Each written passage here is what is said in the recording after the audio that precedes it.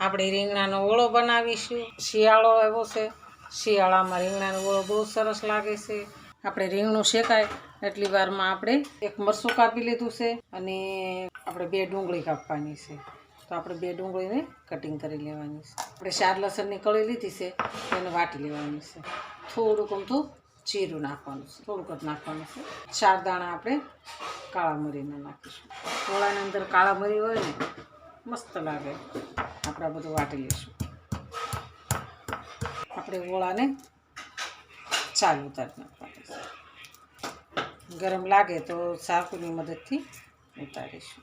હવે આપણે એક ડીશમાં લઈ લઈશું। આને આપણે સાઈડમાં લઈ લઈશું। હવે આપણે રીંગણાના ઓળાને આવી રીતે જોઈ લેવાનું। સરસ શેકાઈ ગયો છે એટલે હવે આપણે તેલ મૂક્યું છે।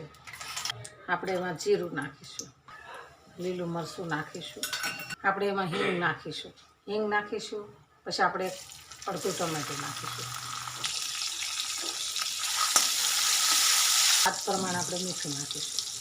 એમાં લીલી ડુંગળી નાખીશું। કડતું હોય કારવે તો આપણે સહેજ ખાંડ નાખીશું। આપણે જીરું, લસણ ને ખાંડની પેસ્ટ બનાવી છે એ પેસ્ટ અંદર એડ કરી દઈશું।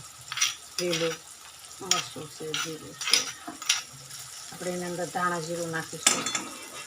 આપણે હળદર નાખીશું, થોડુંક આપણે લાલ મરચું નાખીશું, 2 ચમચી આપણે લાલ મરચું નાખીશું। હવે આપણે એમાં આ ઓળો શેકી લીધો છે એ આપણે અંદર એડ કરી દઈશું। આને રોટલા સાથે કે ભાખરી સાથે આપણે ખાઈ શકાય છે। આપણે ભડથું હારે ભાખરી ખાવાની છે, છાશ અને ટમેટું કાપેલું છે।